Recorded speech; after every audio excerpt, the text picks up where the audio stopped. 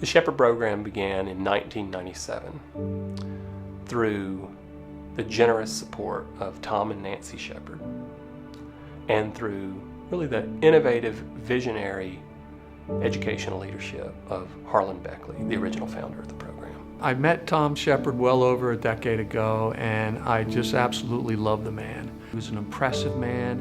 He was humble, he was kind. He never met a person that he didn't want to talk to or engage with.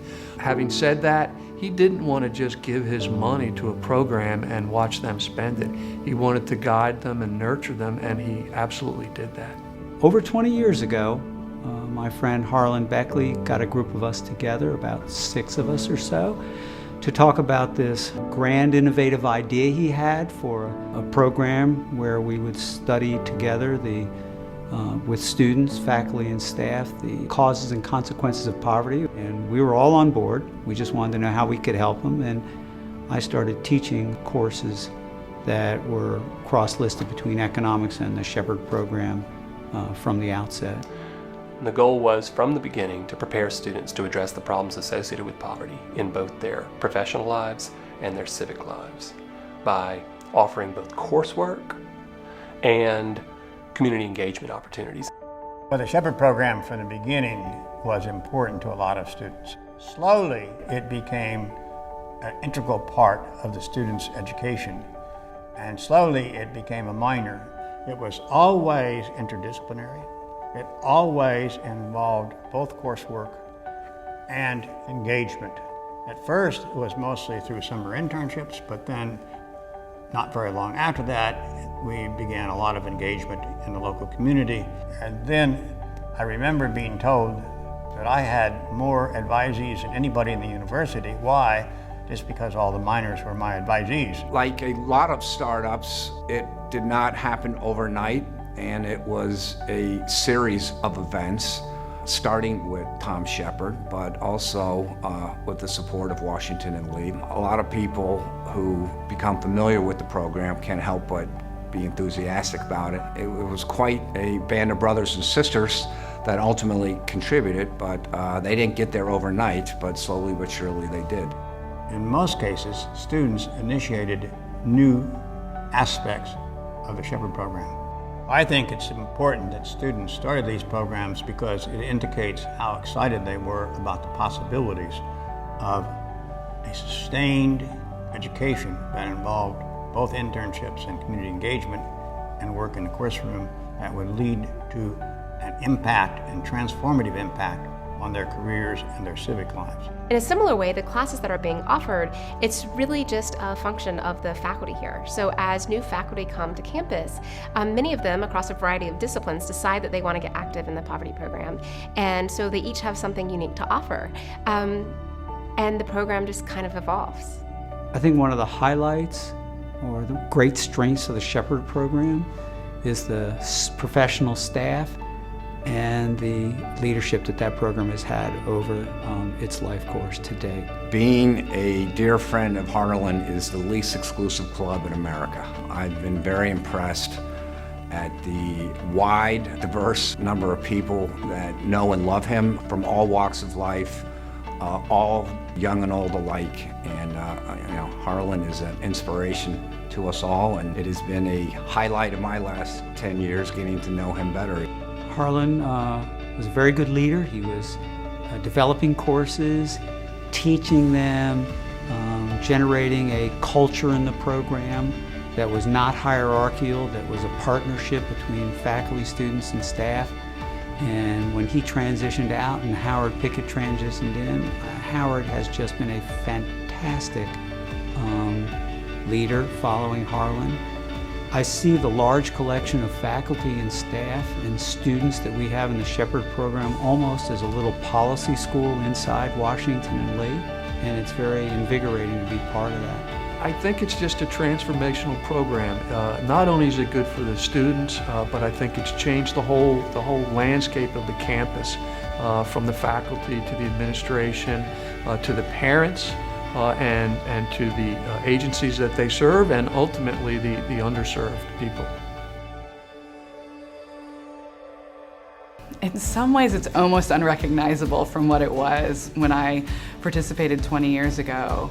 Except clearly the core is still there, right? The core of having that initial Intro 101 class is the critical foundation. It makes me proud, and it just sort of amazes me to look at the number of courses, the fact that it's a minor now, that the number of students that participate in the program every year. So I couldn't be happier that it seems to both have more breadth and more depth. Well, in my wildest dreams, going back 22 years, I would have never imagined that a day would come when the Shepherd program would be the largest minor on our campus. It would just have really been impossible for, I think, all of us, except maybe Harlan, to have imagined that it could have grown in this kind of way. And today, its footprint is pretty dramatic in the greater Lexington area, as well as across the campus. I've seen a lot of growth in the Shepherd program, both in kind of the scope and in the depth. Programs like the Bonner program that has evolved from a 2-year kind of service commitment to a really deeply engaging 4-year developmental program. In my time, we've seen the number of students academically engaged just explode. We've had new volunteer venture trips, lots of exciting growth in the program. I've never known a Washington and Lee that was not already positively impacted by Shepherd. I certainly know that there are plenty of folks who come to me and say that Shepherd was one of the reasons that they decided to come to W&L. I certainly know that on graduation day, plenty of students come up to me and say that Shepherd has been their home. I can only imagine that that means it has impacted W&L in a positive way.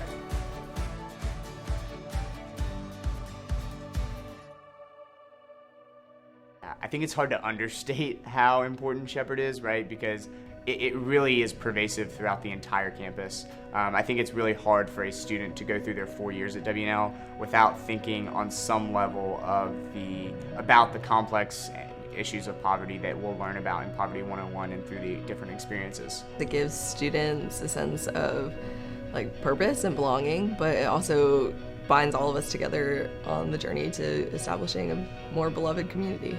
It really helps give students this wonderful education, and it teaches them about really, really important policy matters. And honestly, I think it makes the students better people. I think it's really important to give students an opportunity to understand how to be involved civically, or to be able to direct their career paths, to be able to make a difference in the world. There's so many issues that overlap with poverty studies, and so I really think most students on Washington Lee's campus having this skill set is important. It's embodying those qualities that we've always said W&L is about. It's about leadership, it's about community, it's about honor. It's a real life example of so many of those things. The Shepherd program has definitely helped me develop a career, because before the Shepherd program, I had some vague notion of wanting to go into social impact as a career, but I didn't really know what that looked like or what options were available to me. And so through all of my experiences with the Shepherd program, it's opened up a lot of different doors and experiences, and it's reaffirmed my commitment to going into something that matters to me.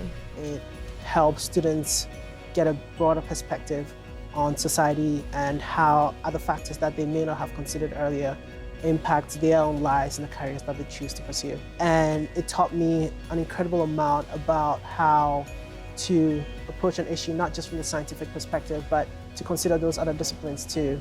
In our motto, we say that we're not unmindful of the future, and I think that poverty, because it's one of the most pressing concerns of our time and pretty much of every time, the Shepherd program prepares students to take on leadership roles in those conversations. To me, it's all about transformational change. Poverty is the social equivalent of cancer. It's everywhere. There's lots of reasons for it, some known, some unknown, and it's a real battle. And what better program to equip our students with this intimate knowledge about poverty and the causes and the ramifications. I think that we in Shepherd are focusing a lot on vocational discernment and helping our students to think through, okay, I care and I'm passionate about these issues. How does that translate into my future career or my future civic life, or even just the way I'm thoughtful about different situations? And so being able to provide support for that and prepare students to do well in the future is going to be a focus for us as we continue on. So one of the things that I'm most excited about at this moment, on the 20th anniversary of the Shepherd Program, is the leadership that's provided by Howard and Fran, Wendy, Marissa, Jenny, the people who are part of the staff and others who are involved there, and to envision what can be 10, 15, 20 years from now as that program continues to evolve and serve this university and its students, but even more to serve society as those students take their role as professionals and civic leaders in the community. There are always going to be young people who want to figure out how to live meaningful lives that help make the world a more just and welcoming place to all. The goals of the program were in 1997 what they are today, which is to bring interdisciplinary coursework and actual hands-on community engagement together to prepare students to address the wicked problems associated with poverty. The overall mission of the organization, like the mission of WNL, hasn't changed. The particular way that we may do that can change. No program will ever succeed if it rests on its laurels, and that's not what's going to happen with the Shepherd Program.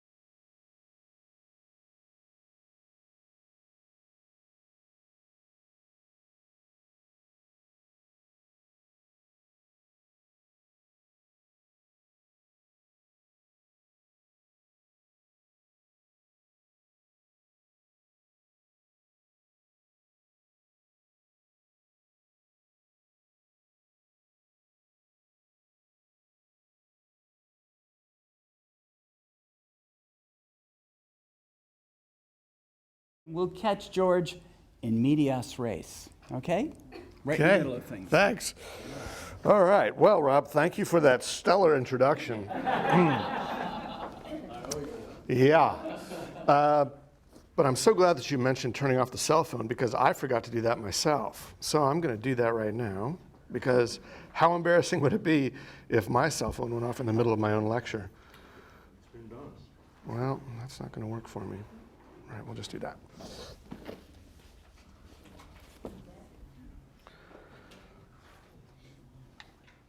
All right, if we could. Okay. How are we doing? Can everybody see the screen well enough?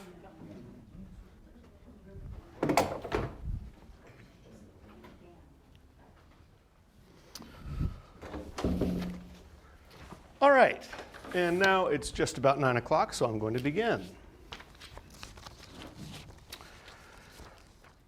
Today, as you walk through the streets of Rome, at any given moment, you will compete with souvenir stands that contain replicas of the Colosseum, Michelangelo's Pietà, the she-wolf of Rome, which, as I think we may have read in Robert Hughes's book, is actually a combination of two different sets of sculptures. The images of Romulus and Remus down below, suckling from the she-wolf, were produced in the 1480s. The wolf itself produced much earlier, and until very recently it was thought to be a 5th century BCE image cast in bronze. Now we're starting to think, no, it might be a 12th century CE bronze sculpture. One of the things about ancient Rome that you're going to encounter both this week and as you continue your studies on ancient Rome is that things are constantly changing. We're always reevaluating what we thought that we knew because new stuff comes to light almost every single week and new interpretations begin to alter the way that we see the things that we thought that we knew. This is one of the major themes of this lecture. How interpretations of Rome have changed over time, how the Romans deal with their ancient past, how they grapple with that palimpsest that we discussed last night, how they revel in it, and how they also feel constrained by it. Because Rome, in all of its different levels, becomes a very complicated place for everybody who lives there, everybody who loves it, and everybody who grapples with it. Okay, the she-wolf. The she-wolf becomes a very important symbol of the city very early on in its history. Again, that old legend that Caleb, I'm sure, will discuss a little bit later on today, and he's nodding in the affirmative, which makes me happy, so I don't have to talk about it. This notion of Romulus and Remus being suckled by the she-wolf, raising them from certain death, saving them from certain death, and thus initiating this Roman legend that ultimately revolves around fratricide. That's another theme that we're going to encounter this week. The history of Rome is grounded in blood. Okay? It's grounded in blood. There's going to be a lot of murder, a lot of death, a lot of backstabbing, a lot of front stabbing. Julius Caesar. But this symbol of Rome, as is the case with many symbols of Rome, endures in a very contemporary way. You will today see the she-wolf and the twins repeatedly as you walk down the street. If you're a fan of calcio, Roman soccer, the Roman soccer team has as its emblem the she-wolf with the twins, as you can see above. I've got an old Roman soccer jersey or soccer shirt that's based on a 1940s design. I'm going to wear it. I just didn't want to be, recorded in posterity wearing it. But you actually see the she-wolf emblazoned on that shirt. It's on the jerseys. It's what contemporary Romans want to think of or want to be associated with, both in modernity but also historically. Sometimes the past actually gets in the way literally. In the early 1960s, Rome began to create for themselves a metro system that they thought would rival that of Paris and London. They managed to complete 2 of these lines, the B line and the A line in blue and orange, and then quickly began work on a C line that you see in green. However, as they were creating this metro line underneath the city of Rome, a law was passed in the country that announced Anybody who encountered any kind of archaeological remain as they dug through the earth had to stop their digging immediately and allow professional archaeologists to come in and cleanse the zone and figure out what exactly it was that had been encountered. This was supposed to stop farmers from destroying little sculptures and figurines in their fields as they plowed through them in the Abruzzi. Well, what happened as they were digging the sea line, guess what? Every 40 meters, they would bump into a new archaeological site, and they'd have to call in the archaeologists who would start brushing off little things to figure out what it was they had actually encountered.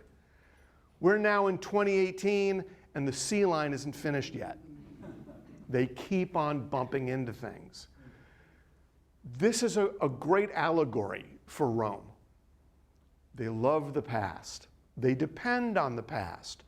Tourism is the #1 industry in Italy, and second place is way down the list.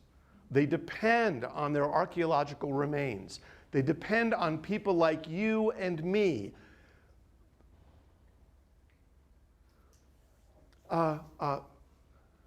Thirsting for an understanding, not only of their past, but of our own. They depend on us to go, they depend on Italians to go, and yet, repeatedly, they get stopped in their tracks by themselves. Now, the city of Rome, as we saw last night, can be understood as a vast expanse of territory.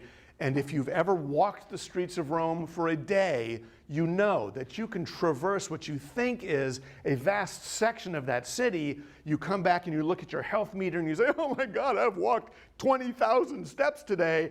And then you look at the map and you realize you've only encountered a couple of neighborhoods. This is a really, really big city, but it has changed. It has evolved over time. The vast ancient city that approximates the city today receded in the Middle Ages.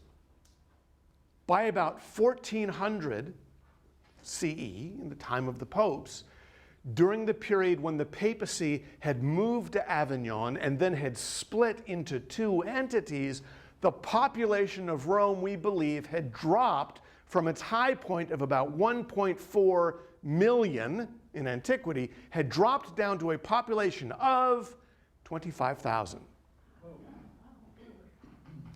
About 10% of which was engaged in the trade of prostitution.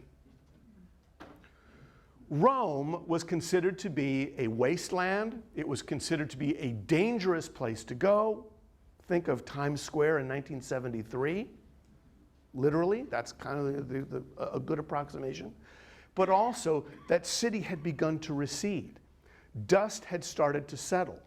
Some of those ancient ruins were literally covered over inside the city of Rome, as you'll see as we move on today.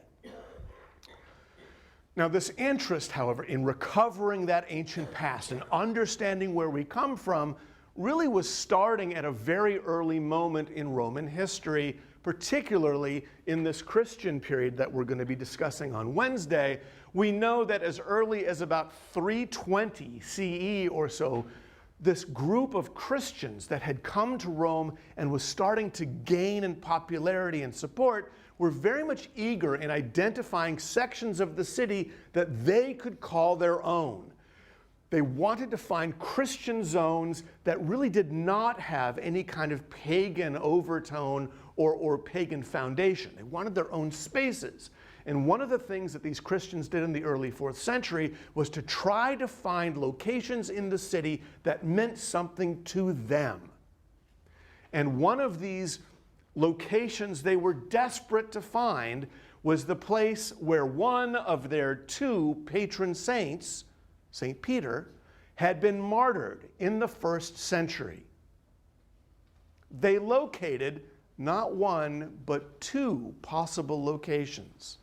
One of them was on the Vatican Hill, which is to the west of the Tiber River, off in that sort of farmland zone that we saw yesterday in the map, and that I'll return to right now, located sort of looking at this upside down, located down here, across the river and isolated, they found what they thought was a shrine to St. Peter, off on the right there.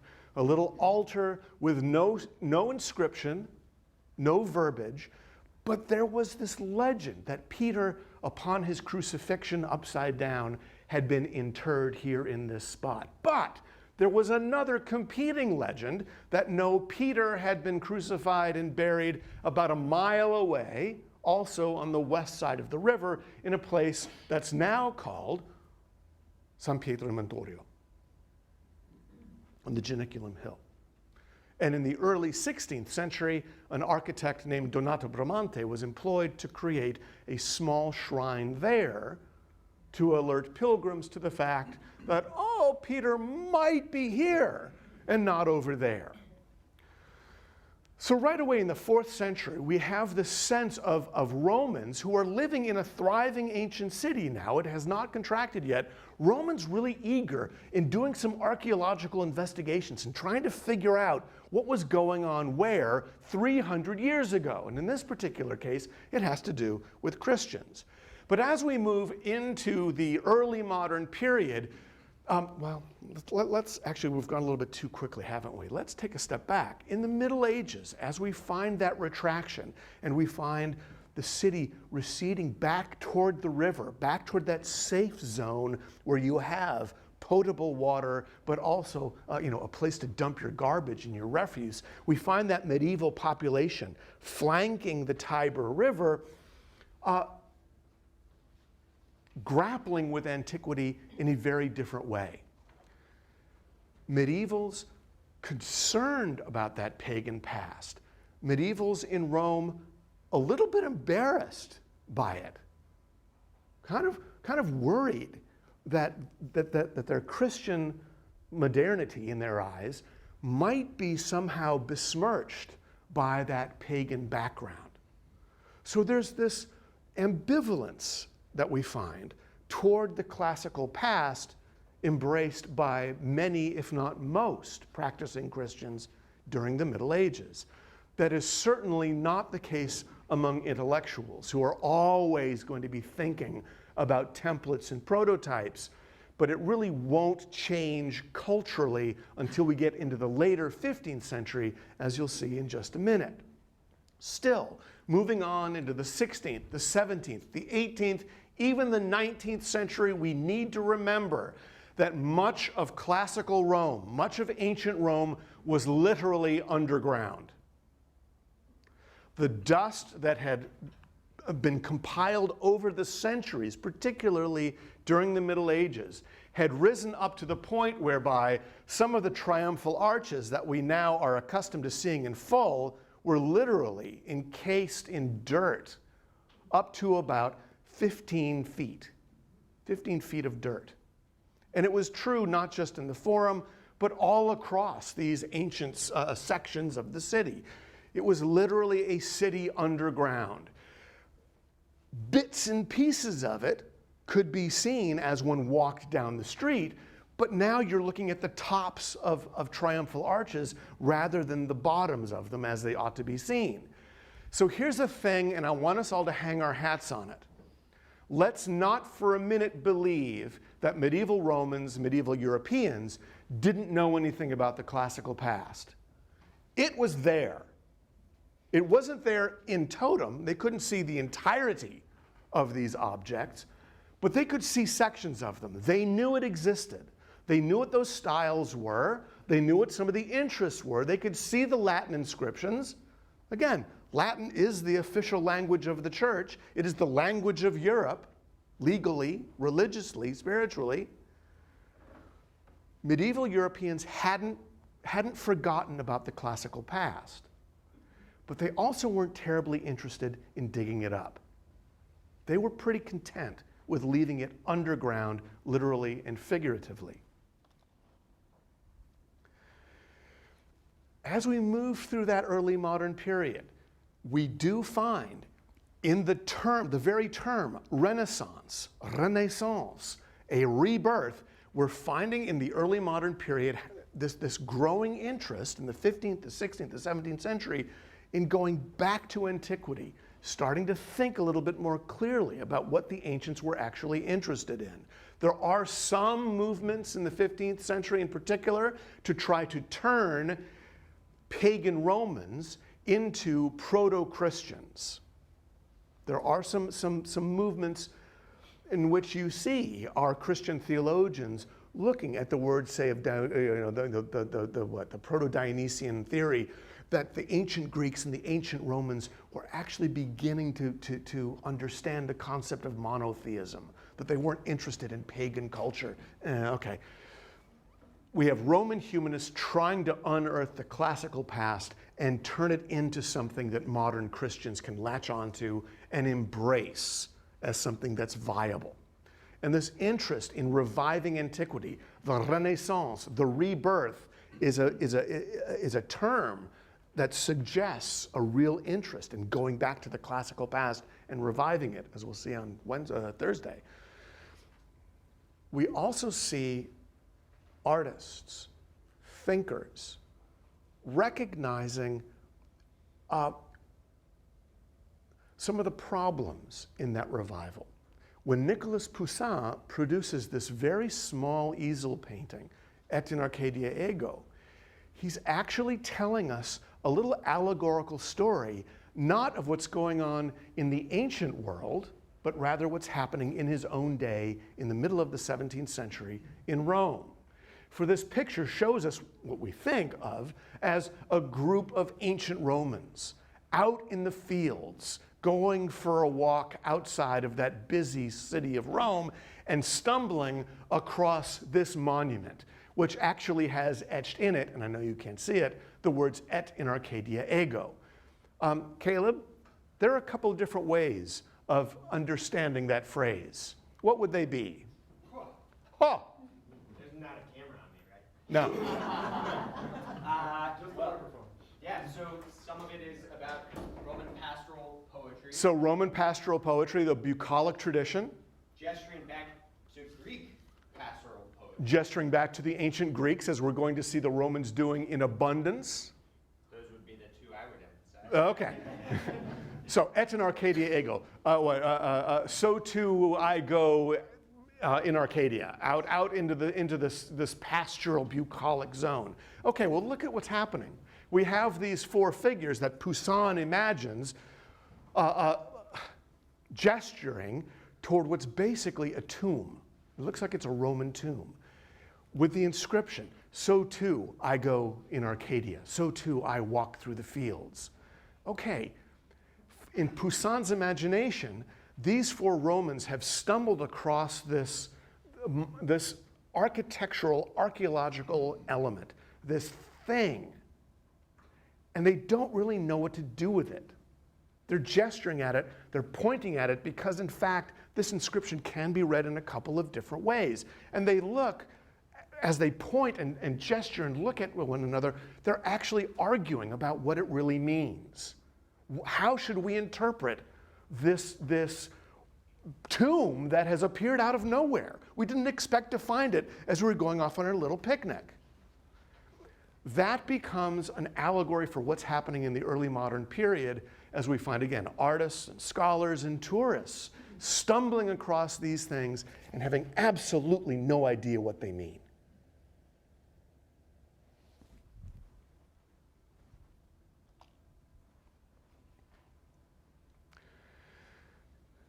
Now, this great interest in beginning an archaeological examination of the ancient city begins in earnest in the late 1470s or the early 1480s. There's actually some debate about the specific moment when it occurs. Most of us believe that it happens in the year 1479. We can actually pinpoint it. In 1479, there's a shepherd boy, and he's walking out in the fields of Rome, which today is actually right in the middle of the city, of the urban city. But in those days, it was field. This kid is walking his sheep, I think specifically walking his dog. And the dog falls into a hole in the ground. And the shepherd boy dives in after it to find this dog. And he realizes he's in a cave. He's in this grotto. And he calls up, and fortunately others hear him, and there's this great Thai cave rescue mission. And, Elon Musk takes his submarine, and he goes down, they go down, and they find this boy and his dog, and of course it's pitch black, and so they light their torches. And lo and behold, they look up and they realize that they are in what is now a subterranean cavern, which they quickly realize originally, no, was an above-ground palace constructed by the Emperor Nero, called the Domus Aurea.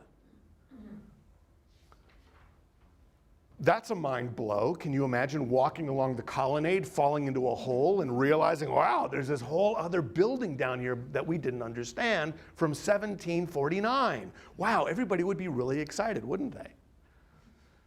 What they also realize with their torches is that this great cavernous structure was decorated with paintings on the ceiling. Paintings of these tiny little motifs, little vignettes, strange mythological figures, tiny still lives of vines, cornucopia, etc. Little things located in what the Romans thought originally was a grotto. And so they attached to these tiny little paintings a specific name, a grotesque. A grotesque.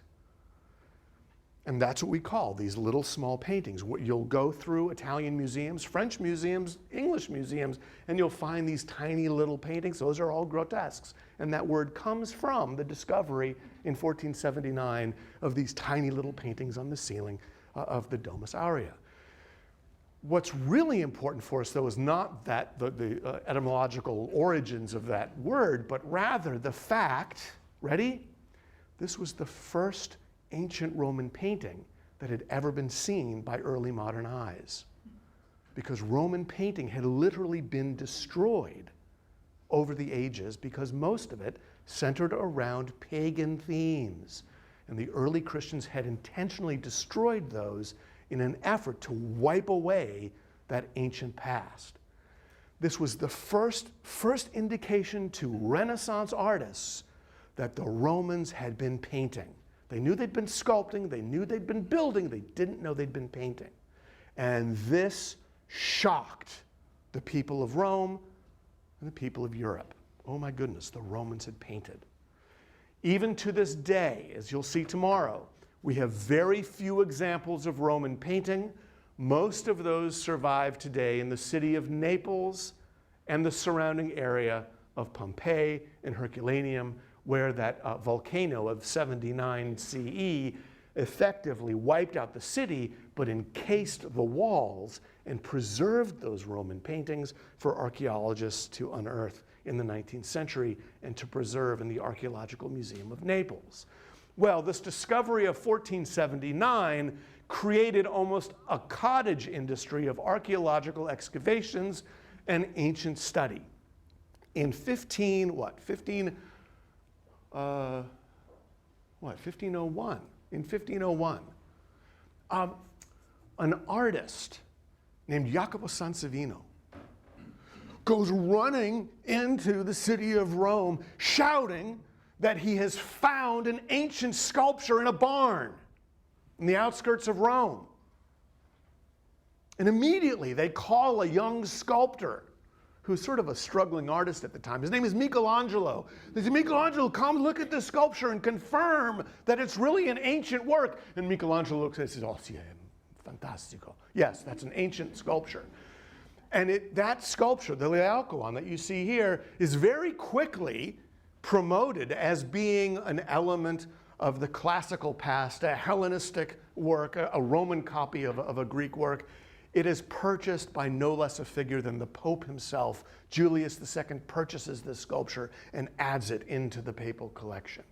At which point Michelangelo quickly leaves town and goes back to Florence. Very recently, an article has been published that has suggested that this whole thing was a great big scandal, a big fake. A Roman sculpture from 100 BC found in a barn? Really? What's interesting is that the idea that maybe Michelangelo had been part of this great fake, and I shouldn't be saying this on a live stream, but I'll say it anyway. The idea that Michelangelo could have been involved in a fake has begun to gain some traction among art historians. And now when you see captions or references to the Laocoon on the left, they no longer actually say that it is a Hellenistic sculpture. Instead, what they say is that it was found in the early 16th century and is thought to be an ancient sculpture. But no one's really sure. What is important for our purposes is that in the early 16th century, Romans were so eager to find elements from the classical past that they very quickly latched onto the things that were starting to come up out of the earth and out of barns and embraced them as part of their own past. This concept continues on right up to this day. We're constantly finding Romans, we're finding archaeologists, trying to unearth the past, trying to bring it into the present day. In the middle of the 17th century, Bernini, John Lorenzo Bernini, gets involved in this and gets involved in this in a big way. We find the erection of an obelisk in the middle of the Piazza Navona, and Bernini commissioned to find a way to celebrate this Egyptian obelisk, a reference, of course, to the ancient past, and a not very subtle reminder that the Romans had conquered the Egyptians and had made Egypt part of their empire. This obelisk is erected, and Bernini chooses to celebrate the erection of this monument by sculpting 4 figures that serve as the cornerstones, literally, of this great big fountain in the middle of the Piazza Navona. And the subject that Bernini chooses, of course, are river gods, allegorical references to waterways, which in turn is a classical Roman sculptural choice. The Romans repeatedly using the human form as an allegorical reference to the earth, among other things, to virtues, to the gods. Here Bernini, understanding the ancient pagan past and incorporating it into a very modern monument that celebrates an ancient artifact from another part of the Roman Empire, and then putting it in the middle of a very modern square for contemporary Romans to enjoy. That is just a classic Roman solution to an artistic project. That sculpture that was discovered in the barn, were there other examples that were that old that were carved in that level of detail? Yes, there are a number of them, and we'll see this tomorrow as we talk about ancient Roman sculpture. The Romans were brilliant mimics. That's kind of the. So it really could have been. Oh yes. And again, it's only until very recently, as in like the last 5 years, that art historians have begun to wonder about its authenticity. But you can't carbon date it because marble is marble is marble. But the stylistic features of the Laocoon, and I'm seeing this is more pixelated than I thought it would be. The stylistic features of the Laocoon really do lend themselves easily to an understanding or a comparison of Hellenistic sculpture from the period. That naturalistic likeness, the hyper-reality of the figure, the twisting and turning of bodies and forms, a compositional understanding of unity out of individual parts. These things we'll talk about tomorrow. The Laocoon really does lend itself easily to a comparison with contemporary works that we know were produced in that era. So it's not as though art historians have been stupid in thinking, oh, gee, this was a Hellenistic work. And I might add that there are a lot of art historians out there who still abide by the idea that this is an original Hellenistic work. So there's a great debate right now about the authenticity of the Laocoon. Okay, let's move on from Bernini. Okay, and I know I'm skipping very quickly. We're looking at 2,700 years of Roman history. Yeah, I'm going to get back to Caleb tomorrow and give him a shot.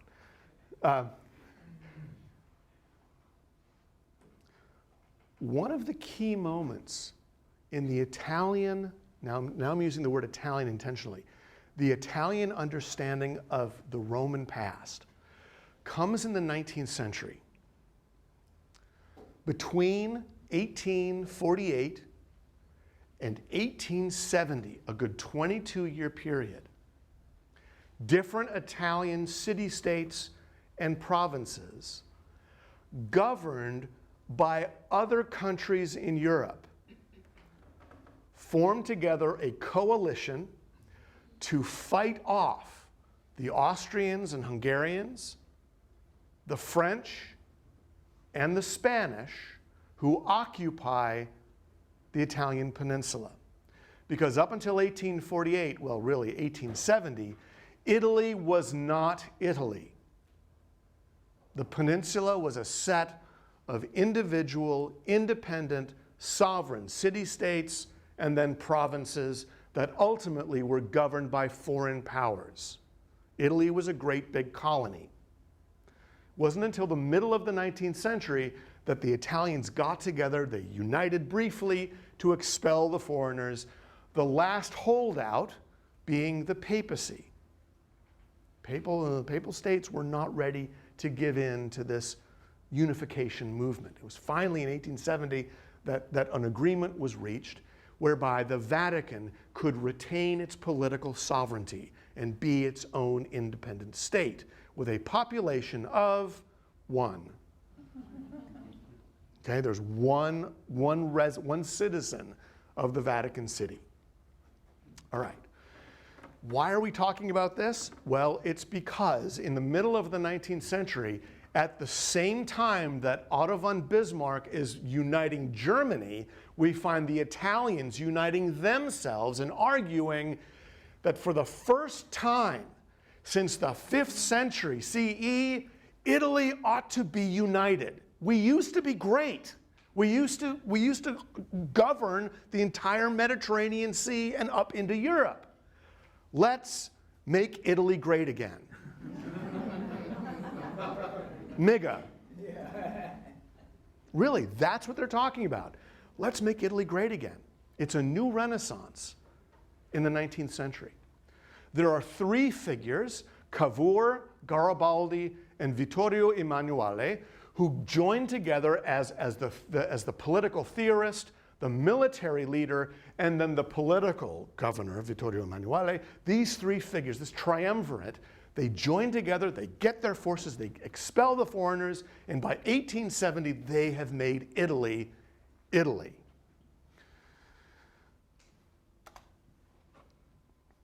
And it's at this time, in the 1870s, that they start going back to some of those areas in their country now of Italy, but also in the city of Rome, and they start looking at those old monuments buried up to 15 feet in soot, and they begin a systematic renovation of their cities. And they do it for a couple of reasons.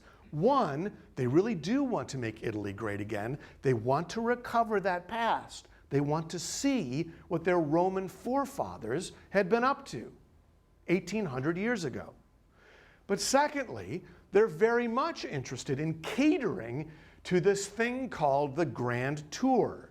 Because for a couple of hundred years, we'd had especially British tourists, but now Americans coming over the sea to spend months and months and months in Italy to look back and to drink in at Arcadia Ego. They want to go out in these bucolic zones and eat the pasta and drink the wine and see the Laocoon. That becomes part of one's education if one is of a certain social class. So the Italians get this, and they're trying to encourage more people to do the Grand Tour because it brings money into the country. Tourism is the #1 industry in Italy and has been for a very long time. But the third thing, the Italians, and this is also important, the Italians and Rome are very much interested in competing with the city of Paris. Because in the 19th century, the Parisians had wiped out good sections of the old medieval city. And Haussmann had come in and redesigned that urban environment with great big avenues to encourage movement and transportation. and also to create grand vistas for the tourists to come see and enjoy. What a great success Paris has become. By the end of the 19th century, it is considered to be the pinnacle of modernity, and the Romans are really interested in beginning to compete with Paris for creating these vistas and these wonderful places where people can go. In the 1880s, to celebrate their unification, to celebrate this joining together of the different provinces, the Italians agree to celebrate one of those great figures from that recent past, Vittorio Emanuele, the king of Italy now, by creating a monument that's initially intended to celebrate the grand unification of Italy, but which very quickly is understood really to be a monument to the king. It is created on the Capitoline Hill, overlooking the Piazza Venezia. And that's important because yesterday I showed you that little model of Neolithic Rome. Well, that site was on the Capitoline Hill. It was always understood as being one of the early centers of the ancient kingdom of Rome, and here the new king places his monument on top of it. It's not just a monument. It's the biggest monstrosity in the entire country. It has been a joke among Romans. They do not refer to it as the monument of Victor Emmanuel. They don't refer to it as the monument of the reunification of Italy. They call it the big wedding cake.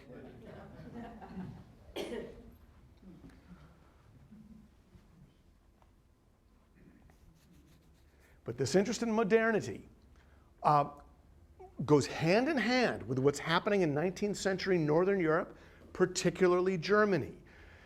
And we find as we get into the 1880s, the 1890s, the early 20th century, Italians working really hard to make up some lost ground to their Northern European counterparts. And they start looking at places like Paris in an effort to revive their cities with new structures comprised of the modern materials of iron, steel, and glass. In the Galleria of Milan, just a stone's throw from that 14th century, 15th century cathedral, that, again, icon of Italian Gothicism, we find the Galleria, a vast expanse of spaces. It's really one of the first shopping malls that you find in Europe, again, encased in glass and steel, lots of highbrow shops there where you can find very expensive goods, things twice the price. This becomes kind of a model for Italian thinking as we move into the 20th century, as lots of Italians who are trying to modernize their country are looking at Milan, looking at Paris, looking at Northern Europe for some inspiration. All right, we're going to fast forward past World War I, a spectacular disaster that I know Mickey's going to be talking about later on in the week. But it ultimately leads in the early 1920s to the rise of a journalist, a guy who's really good with words, named Benito Mussolini, who after World War I, again, that horrific experience in which Italy suffers mightily in terms of population loss and also in terms of prestige. Italy had started out as an ally of Germany and had switched sides midstream to join with the French and the British, which didn't go over very well with just about anybody, quite frankly, particularly during the Treaty of Versailles when the Italians were trying to make some territorial claims, and the Allies were looking at Italy saying, you know, don't talk to us about your alliance with us. You came here late in the game. Anyway, that's another story that we can get into. Mussolini understands this vast interest in miga. He gets the Italian interest in reviving the past, and he creates a political movement that overtly attempts to revive ancient Roman imperialism. That's what he wants. He wants to modernize, he wants to militarize, he wants to unify. One of the ways that he does this is by making very clear who his enemies are and who our enemies are. And for Mussolini, the big enemy is Leninism. Okay, he's really ticked about the Bolsheviks. So he makes them the enemy. And there's a concerted effort to create an us against them, nationalism of Italy versus internationalism of Bolshevism. So that's the confrontation that he's intentionally setting up.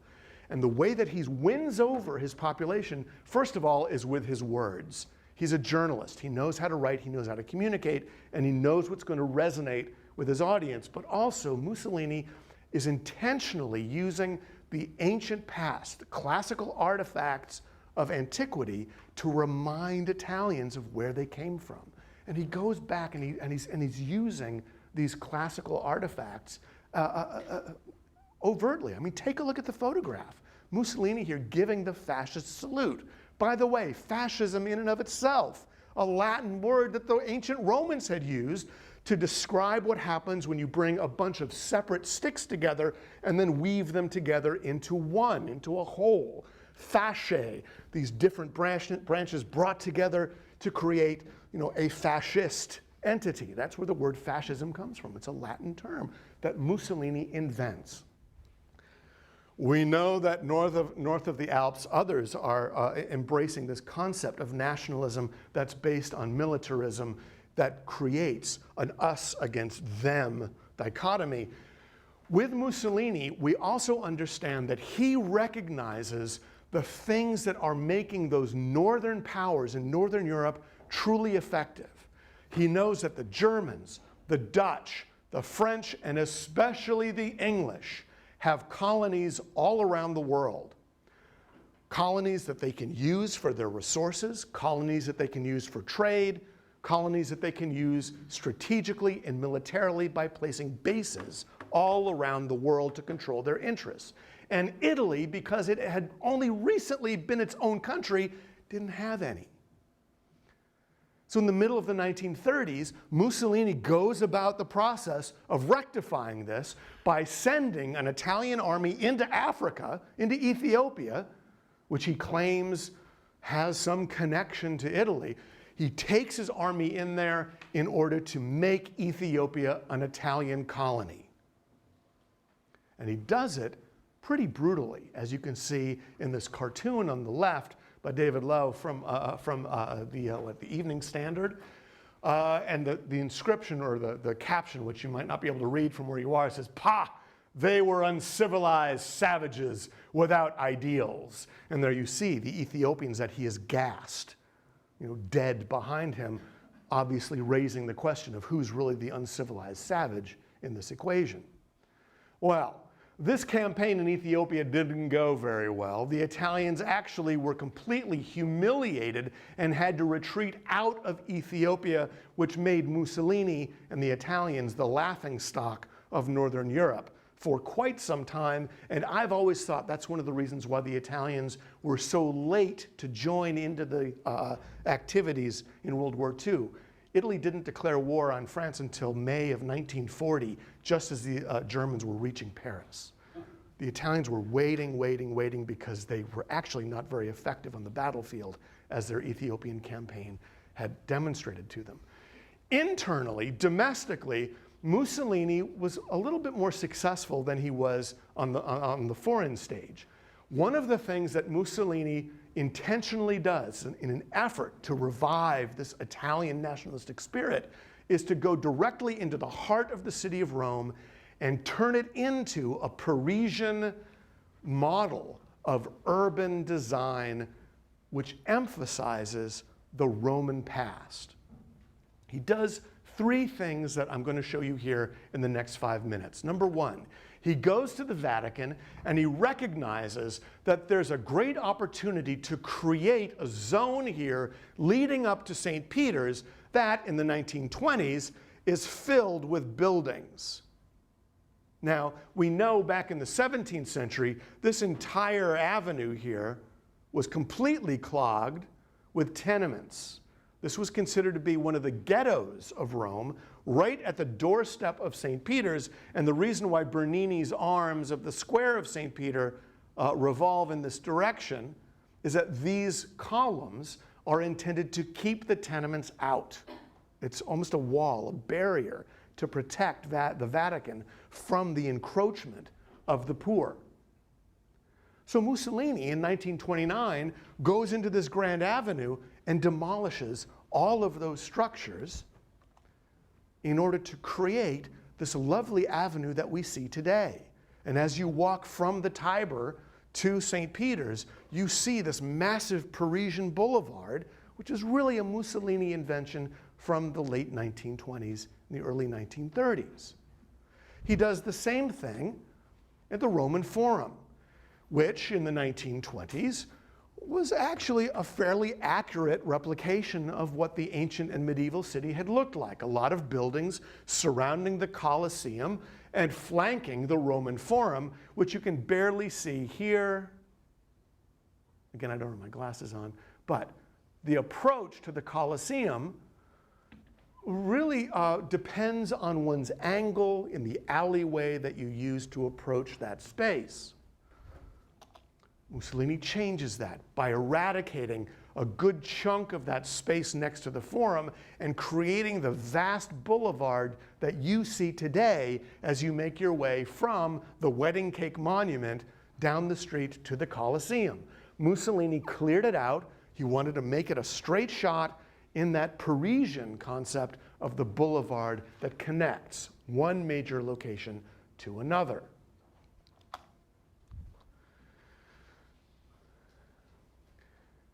Then he does something that I find absolutely fascinating. In 1938, 2 years after the Ethiopian fiasco, Mussolini again pinpoints this structure in the city of Rome that he wants to promote as an element of Italy's grandeur. And that monument is this thing called the Arapakis, the altar of peace, that we're going to examine tomorrow in greater detail. It's created for the Emperor Augustus at the very turn of, right around the time of the birth of Christ, let's say it that way, filled with spectacular sculptures that reveal to us the Roman facility in sculptural design, but which in 1937 was located in the Campus Martius east of the river. And what I'm showing you here is the mausoleum of Octavian, or Caesar Augustus, the Emperor of Rome. Down the street we go. Here's the Tiber River, by the way. And I'm showing you these things because I want you to remember them now. Here's the Tiber. Here's the mausoleum. The Arapakis located off to the east, here. Mussolini literally picks up the Arapakis, takes it off of its location, and then moves it in between the river and the mausoleum. So that this Arapakis, this altar of peace that Caesar Augustus had wanted to be built, is now located literally next to the mausoleum that contains the emperor's remains. So Mussolini trying to create this combination here between the emperor and this great work of art that the emperor had promoted. Thanks to World War, so let me just say that one more time. Mussolini picks up a Roman monument and he moves it because he thinks it looks better over here. So he's using antiquity for his own devices. Now what happens is that over time, thanks to World War II and other events, that monument, the Arapakis, falls into disrepair, and it's only in the early 21st century that a modern museum is built up around it, a modern structure around it, to encase the Arapakis, which is now where you can go and visit this spectacular monument.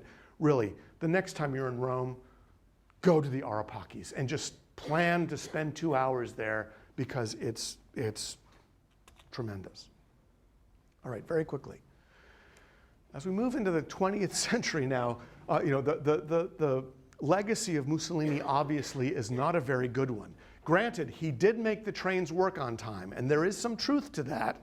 The fascist insistence, on making things happen actually does linger on into Italy today. The Italian train system, by the way, is magnificent. But during World War II, Italy, as you probably know, Italy is a battleground. In the 1940s, there is vicious fighting that occurs between Rome and Milan in 1943, 1944, and 1945. And the Allied bombing campaign is absolutely severe. Here's something that we don't talk about very much. You've seen the movie Monuments Men, or at least heard of it. This program operated by the American Army to recover works of art looted by the Germans in Northern Europe during World War II. Yes? Yes. There were Monuments Men in Italy too. But their job was not to chase down the works of art stolen by the Germans. Their job was to stop their own army from bombing Italian sites. The Monuments Men in Italy came into play in 1943 and 1944, desperately pleading with Allied commanders not to bomb the monastery of Monte Cassino outside of Rome.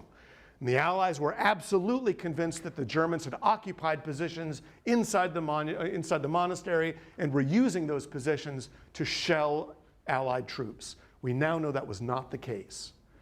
The Allies completely destroyed Monte Cassino, as you can see in the image on the right. And when I say completely destroyed, I mean they completely destroyed the monastery of Monte Cassino, at which point the Germans, realizing that now rubble was a terrific defensive position, the Germans actually did move up into the monastery of Monte Cassino, from which they were not extracted for months and months and months. It was horrific. Now, fortunately, in 1944, as the Allies create a new landing spot south of Rome, both sides, Ally and Axis, agree to evacuate the city of Rome. Both sides agreed that that city was too culturally important to make a new Monte Cassino. The Germans retreated out of the city. The Allies entered only a day before D-Day in Normandy. So in the United States, there was a lot of good news in early June. What I like about this photograph, of course, is that the Brits decided that they were going to stage their march right in front of the wedding cake. There could have been better choices. The fighting in Italy was absolutely brutal.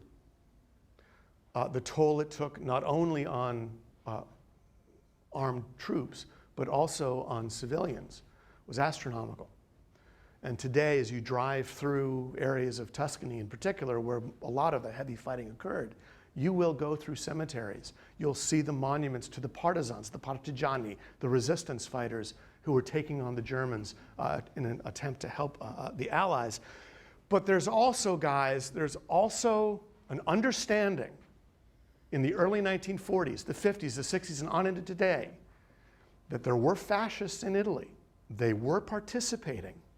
They were abetting the Nazis in Italy, both before and after the Allied invasion in the mid-1940s. And Italians tend not to shy away from that.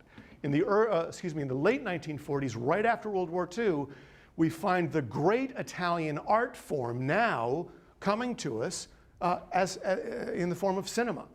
Italian filmmakers get on the scene and they start doing very, very interesting things with narrative, with lighting, with photography, but of course also with storytelling. Italian realism is a form of filmmaking that tries to avoid some of those Hollywood tropes that ultimately give us happy endings. You know, oh, the big romantic kiss at the end of the film, assuring us that everything will be all right. Well, in The Bicycle Thief from 1948, which is a story about an Italian worker who can only do the job that he has miraculously received if he has a bicycle to transport him across this enormous city, this poor guy has his bicycle stolen out from under him. And this whole movie, 2-hour movie, is about this poor schmuck trying to recover that bicycle. And he's desperate because he's starving. and he's got a little boy by his side, and at the very end of the movie, this poor guy has to make a decision. How's he going to feed his child? Can he get another job? No, it's 1946 in Italy. So what does he do?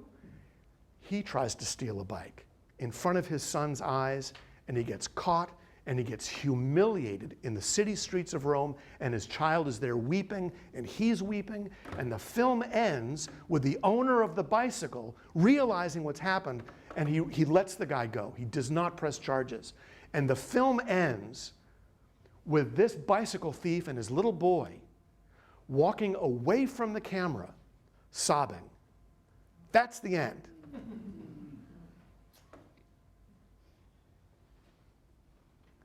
In Rome Open City, 1945, as you can probably guess from the still photo on the right,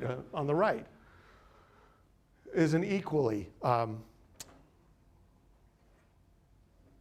thought-provoking film about the occupation of that city before the Allied intervention.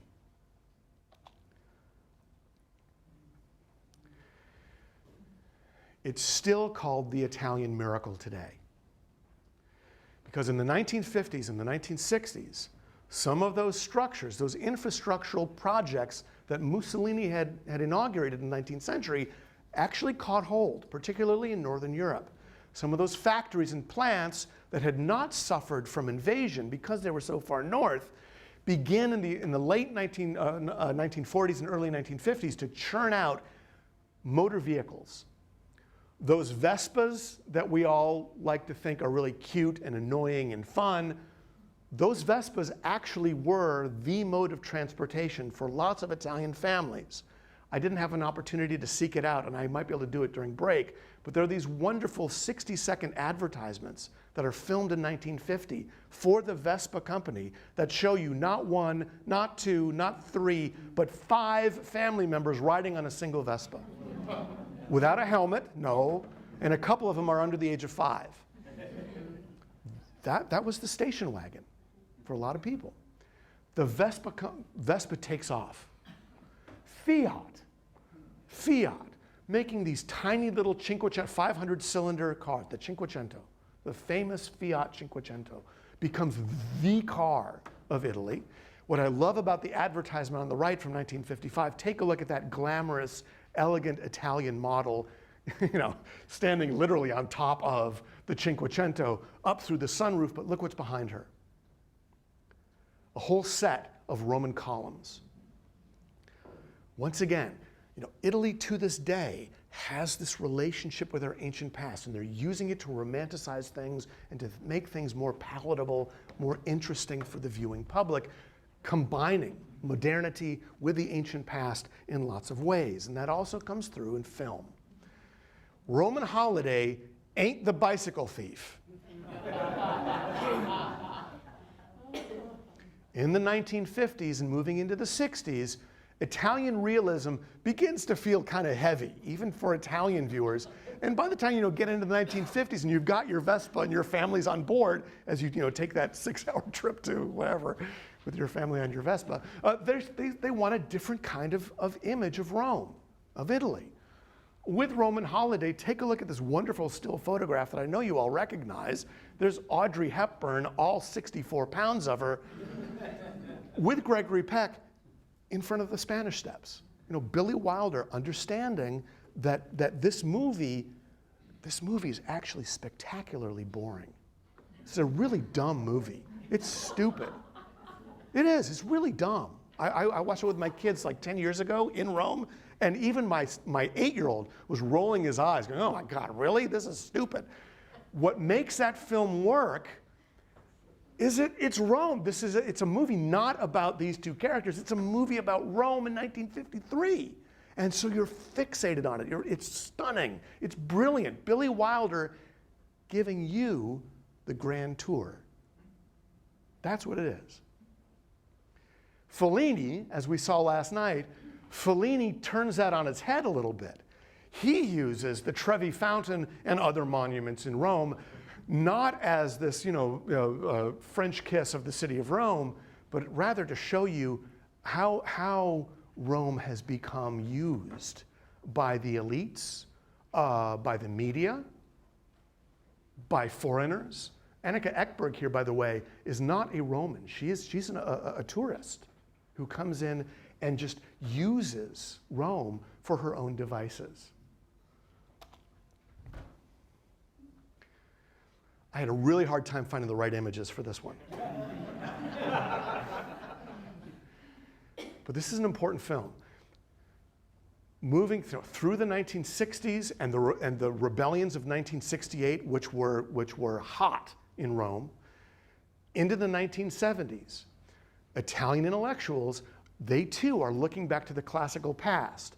But because they've got that realist underpinning, and because they see the sappiness of the 1950s Roman holiday mystique, they start thinking about antiquity through what they believe is an incredibly accurate and unbelievably crass lens. In Caligula from 1979, Gore Vidal teams up with Bob Guccione, the publisher of Penthouse magazine, and Tinto Brass, a filmmaker who now is known throughout Italy as being the great purveyor of softcore porn. And these three guys come up with a vision of Rome in the 1st century CE that is vulgar and repulsive, shocking, pornographic in a literal sense of the word, and is probably spectacularly accurate, showing the decadence of the imperial court in Rome during the reign of Caligula. The outcry was deafening. Critics panned this movie, they hated it, and it has survived because people have begun to realize that these three pornographers, they had it right. They actually got it right. So much so that 4 months ago, when I was sitting in my apartment in Florence, flipping through the TV channels on national public television in Italy, what should appear at 9:00 p.m.? Caligula on Rye 3. We'll end with this. There's a kind of psychosis in Rome. How do you deal with the past? How willing are you to remove some of those layers that have covered it, that have maybe gussied it up a little bit? In the late 1980s, Nippon Television from Japan paid the Vatican $3 million for the exclusive rights to photographs taken of the Sistine ceiling. In return, the Vatican agreed to pay for the restoration of that ceiling. They brought together a team of restorers known across Europe as being the very best, using a chemical called AB40 that they used to wipe off layers of dirt and varnish that had accumulated on that ceiling since Michelangelo had completed it in 1512. Oh my God, how dare you touch Michelangelo? How dare you remove anything from that ceiling that Michelangelo painted all by himself on his back? Well, first of all, he didn't paint it on his back, but secondly, most of that stuff had been applied over the centuries to brighten it up and to make it look better. The results created shockwaves culturally across the academic community and ultimately among tourists in Rome who were suddenly seeing the Sistine ceiling as this bright, vivid, manneristic painting rather than the deep, dark, sculptural, mystical painting that Michelangelo the sculptor surely would have imagined as he approached this work between 1508 and 1512. The restoration project was roundly criticized by many in 1990, including a friend of mine named James Beck, who wrote editorials in the New York Times condemning this process, which we now realize was absolutely correct because it really does conform to other paintings that we know Michelangelo produced that I'll show you on Thursday. But the psychological problem that we have with looking at people who are trying to reinterpret the past still is with us today. Only a few months ago, a classicist from the University of Iowa named Sarah Bond, who taught at WNL a few years ago before going to Iowa, made the outrageous claim that Roman sculptures actually were not pristine white marble, that they were painted. And that very frequently, the white marble that you see, and it's not in the example I'm showing you here, but very frequently, the white marble that you see of the flesh of these Roman figures was actually painted in different colors, including brown and black. And when Sarah Bond posted some of these thoughts on her blog, guess what? Social media went bonkers, and she was attacked viciously by the alt-right, who could not conceive that their notion of Rome might not actually be accurate.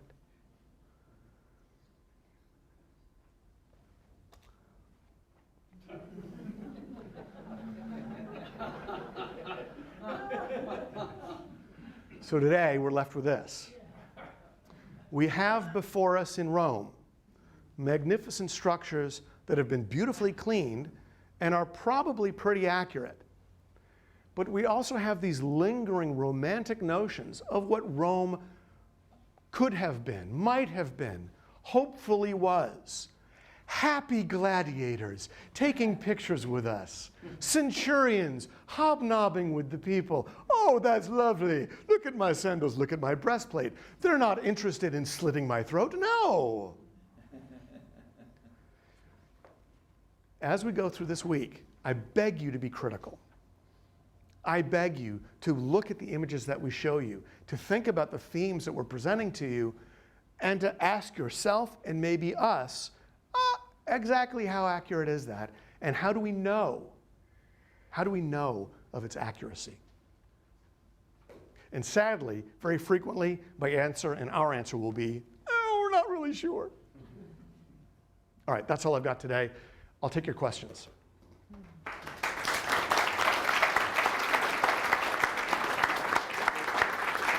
Question? I know I'm not questioning the truth and veracity of it, but I don't understand this dirt thing. I mean, you know, how does that happen?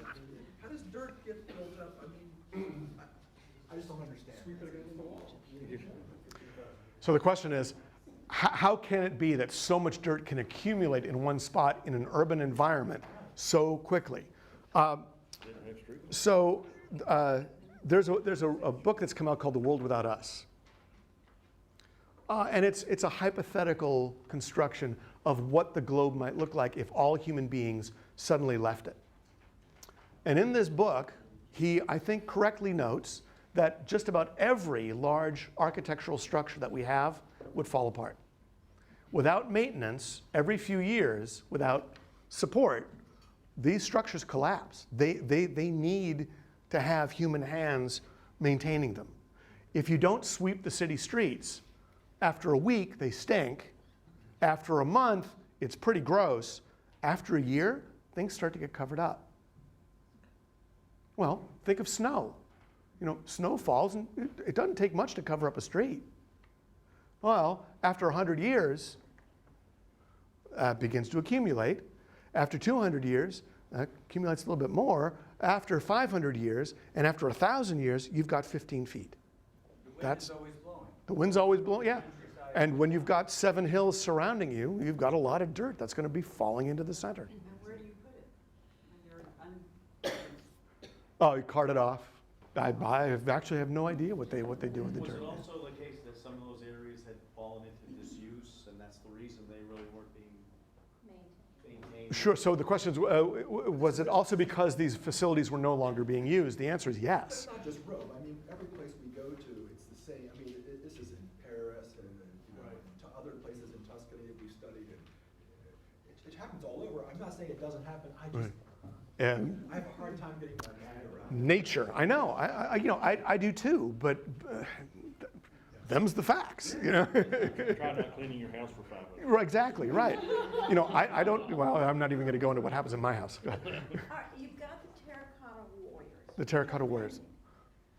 In China? In China. Okay. And they've got sections that have not been dug up because they don't have the ability to do it and keep the colors. The color just disappears. Are there similar sites in Italy where you're going to be able to dig up ancient statues and prove they were painted? So are there sites in Italy where you can dig things up to prove that sculptures were painted?